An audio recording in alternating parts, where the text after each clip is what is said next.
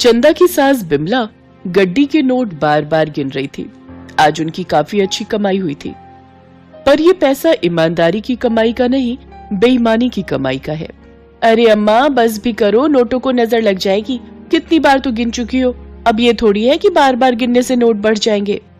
बहू सच, आज तो हमारी अच्छी कमाई हुई है। हमने बच्चा अच्छे दामों में बेच दिया। अम्मा कल किस पर हाथ मारना है? हमें नई कॉलोनी ढूंढनी पड़ेगी, क्योंकि हॉस्पिटल में तो अभी बहुत सख्ती चल रही है। अरे बहू, नई कॉलोनी बनी है ना? हाँ, मैंने सुना है किसी औरत को बच्चा होने वाला है, किसी नौकरानी की जरूरत है। तो समझ गई ना मैं क्या कह रही हूँ? हाँ माँ, इतने समय से हम बच्चा चुरा रहे हैं, आज तक किसी को भी हम पर शक नहीं हुआ, तो आगे भी नहीं होगा। विमला और चंदा दोनों बच्चा चुराने वाली सास बहू थी। जहाँ भी किसी के नया बच्चा पैदा होता, वो दोनों सास बहू तरकीब लड़ाकर बच्चे को चुरा लेती। विमला के पति को गुजरे कई साल हो चुके थे और चंदा का पति एक कारखाने में काम करता था। चंदा के पति दिनेश को इस बात की कानो कान भी खबर नहीं थी कि उसकी माँ और पत्नी बच्चा चोर हैं। नई सोसाइटी में किरण नाम की एक महिला को बच्चा होने वाला था और वो एक नौकरानी की तलाश कर रही थी। चंदा उस घर में नौकरी के लिए जाती है और घर की घंटी बज। नमस्ते मैडम, मुझे पता चला आपको नौकरानी की जरूरत थी। हाँ, अच्छा तो तुम्हें सुनैना ने भेजा है? ये सुनैना कौन है? होगी कोई, मुझे क्या। जी, सुनैना जी ने भेजा है। चलो अच्छा हुआ तुम आ गई, मैं तुम्हें सारा काम समझा देती हूँ। सुनैना का फोन होगा। हेलो, थैंक यू यार, तूने काम वाली भेजकर मेरी बहुत बड़ी प्रॉब्लम सॉल्व कर दी। Thank you so much. अच्छा वो आ गई काम वाली? चलो ठीक है, क्योंकि वो मना कर रही थी कि उसके पास टाइम नहीं। हो सकता है आ गई है, तो चल ठीक है, करवा ले फिर तू काम। किरण की सहेली सुनैना को लगा कि जो काम वाली उसने बताई थी वही काम करने आई है, इसलिए बात वहीं खत्म हो जाती है। चंदा अब किरण के घर में काम करने लगती है।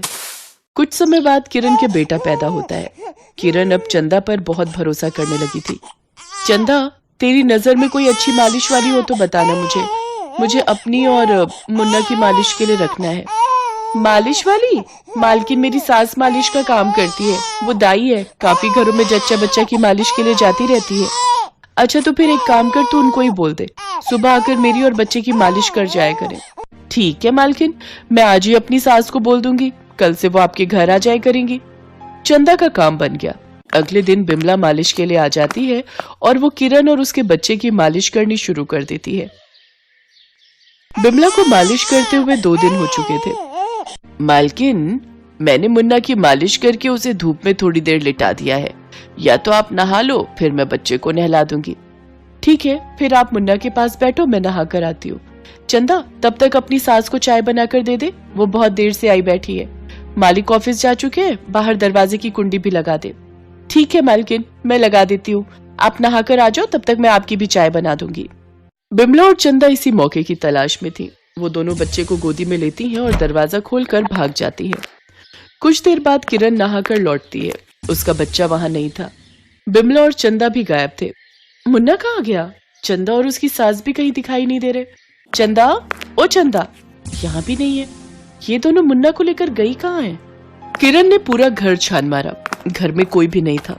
किरण जोर जोर से रोने लगती है और अपने पति को फोन मिलाती है। कुछ देर बाद पुलिस भी आ जाती है। जैसा कि आप हमें बता रहे हो कि आपने कुछ दिन पहले ही चंदा को अपने घर नौकरी पर रखा था और उसी की सास आपने मालिश के लिए लगाई थी, हैं? तो कुल मिलाकर यही बात सामने आ रही है कि ये वही बच्चा चोर सास बहू हैं जिनकी पुलिस तलाश कर रही है। कुछ दिन पहले इन्होंने एक हॉस्पिटल से भी एक बच्ची को चुराया था। कुछ समय से ये हॉस्पिटल से बच्चे नहीं चुरा रही, क्योंकि पुलिस ने हॉस्पिटल में सख्ती कर दी है, इसीलिए अब वो सोसाइटी को अपना निशाना बना रही है। आप घबराइए नहीं, पुलिस जल्दी ही उन्हें पकड़ लेगी। आपको ये नौकरानी के बारे में कैसे पता चला था? मेरी सहेली सुनैना ने ये काम वाली भेजी थी। किरण पुलिस को सारी बात बताती है। कुछ देर बाद सुनैना भी आ जाती है, पर उसकी बातें सुनकर सब हैरान रह जाते हैं। सुनैना के साथ एक औरत भी थी। किरण, मैंने तो इनके लिए बोला था, ये तो तुम्हारे पास काम के लिए आई ही नहीं, फिर तुमने किसे काम पर रख लिया? बीबी जी, मैं आ नहीं सकी क्योंकि मेरा बेटा बीमार हो गया था, तो मैंने सभी घरों से छुट्टी ली हुई थी और मैंने पिछले 15 दिन से कोई भी नया काम नहीं पकड़ा। सुनैना और उसकी कामवाली की बात सुनकर किरण घबरा जाती है। इंस्पेक्टर साहब, प्लीज आप जल्दी कुछ कीजिए। पता नहीं वो दोनों हमारे बच्चे को न जाने किसे बेच देंगी। ये जो है हमारे स्केच आर्टिस्ट हैं, आप इन्हें उनका हुलिया बता दीजिए। इसकी सहायता से हम बहुत जल्द उन मुजरिम सास बहू तक पहुंच जाएंगे। किरण की हेल्प से पुलिस को चंदा और बिमला का हुलिया पता चल जाता है। दोनों के पोस्टर शहर में लगा दिए जाते हैं। चंदा और बिमला शहर छोड़कर भागने की तैयारी में थी कि तभी दिनेश को ये बात पता चल जाती है। तुम दोनों बच्चा चुराने का काम करती हो। मैं तुम दोनों का इस काम में बिल्कुल साथ नहीं दूंगा। मैं पुलिस को सब बता दूंगा। नहीं, तुम पुलिस को कुछ नहीं बताओगे। हम दोनों ने इतने पैसे जोड़ लिए हैं कि हम ये देश छोड़कर यहाँ से चले जाएंगे। बस इस बच्चे को हम एक परिवार को बेच रहे हैं। इस बच्चे के बदले हमें 10 लाख रुपए मिलने वाले हैं। बहू ठीक कह रही है दिनेश, कब तक दूसरों की नौकरी करके दर दर की ठोकरें खाता रहेगा। अरे अपने बारे में सोच, दुनिया की परवाह मत कर। अब हमने लाखों रुपए कमा लिए हैं, हम ऐश की जिंदगी जी सकते हैं बेटा। चलो माँ, रात हो चुकी है, इस समय हमें कोई नहीं देखेगा। मैंने बच्चे को नींद की गोली देकर सुला दिया है। हम इसे जल्दी से उस परिवार को बेचकर पैसे ले आते हैं, फिर आज रात ये देश छोड़कर चले जाएंगे।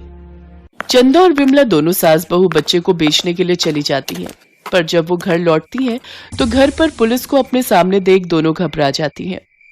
इंस्पेक्टर साहब, ये रही आपकी मुजरिम, मेरी माँ और मेरी पत्नी। ये दोनों ही बच्चा चुराती हैं। आप इनको ले जाइए। दिनेश, तुमने बहुत ही हिम्मत का काम किया है।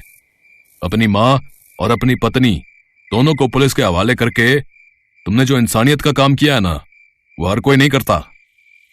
इंस्पेक्टर साहब, इन्होंने बच्चे को किसे बेचा है ये भी ये दोनों बता देंगी। मैं इन दोनों का चेहरा और नहीं देखना चाहता। हमें माफ कर दीजिए इंस्पेक्टर साहब, हमसे भूल हो गई। सुनो जी, हमें ऐसे जेल मत भेजो। हमने तो ये हम तीनों के भविष्य के लिए किया था। सुनो जी, पुलिस को मना करो ना। दिनेश की आंखों में शर्मिंदगी के आंसू थे। आज उसे अपनी माँ और पत्नी दोनों से नफरत हो गई थी। बिमला और चंदा के बताए गए पते पर पुलिस पहुंचती है और बच्चे को किरण को सौंप दिया जाता है। बिमला और चंदा को सजा हो जाती है। दिनेश ने अपनी माँ और पत्नी को पुलिस के हवाले करके सचमुच इंसानियत का फर्ज निभाया था।